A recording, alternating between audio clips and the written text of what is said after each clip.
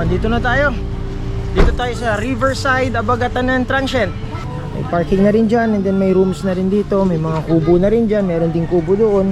Yung likod ng kubo na yun, may ilog, pwede kayong tumalon doon. Maganda dun sa kubo. Hello! Come to my vlog, come ka na sa rockstar. Grabe, di namin kaya.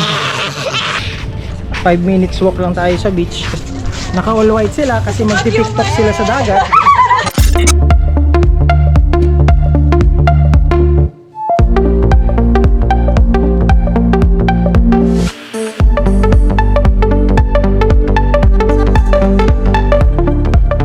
Punta kami sa mas magandang spot, mas makakapag-swimming yung mga bata.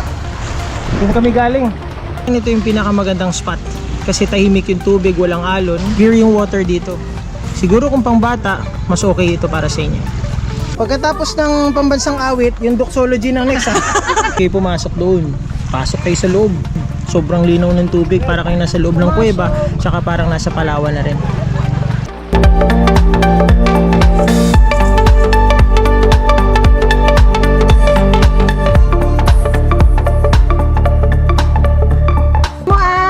Hintayin mo lang siya. Buti na lang may buti na taga-video. Siya pa yung taga-picture. Ito po sila magkakaibigan.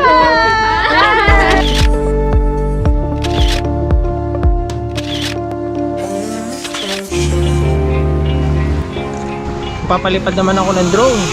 Check natin yung top view na Abagatanan. Let's go!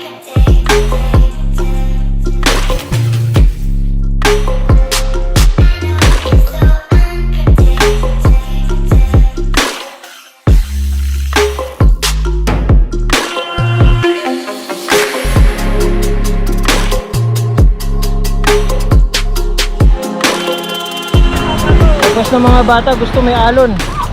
Ayan, kaya lipat kami ng spot dito. Hihintay na lang kami ng sunset.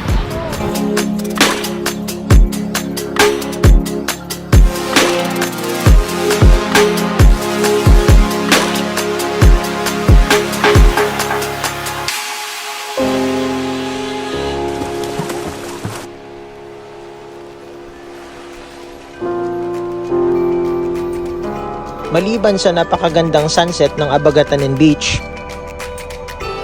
ang sunrise dito ay kaabang-abang din. Napakagandang bungad ng araw ang naabutan namin.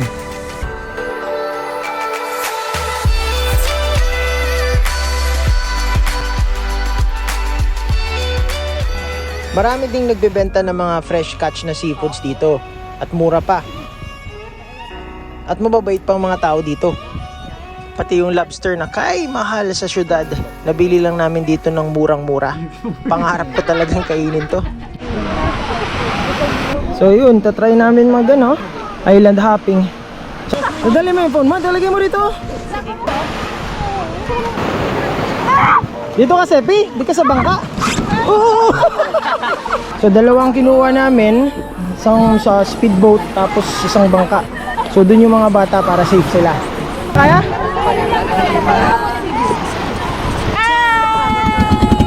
Ayun, nauna na sila.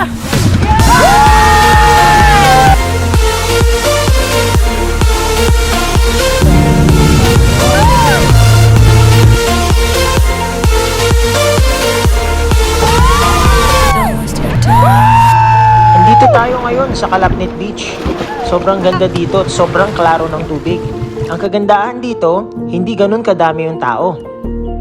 Take a risk, go outside, travel till you can no more. In your way, you will find your inner naked soul.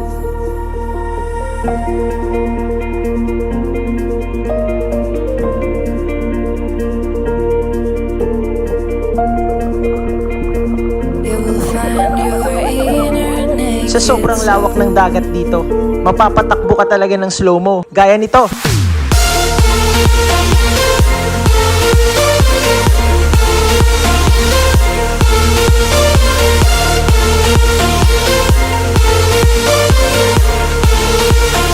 Don't waste your time.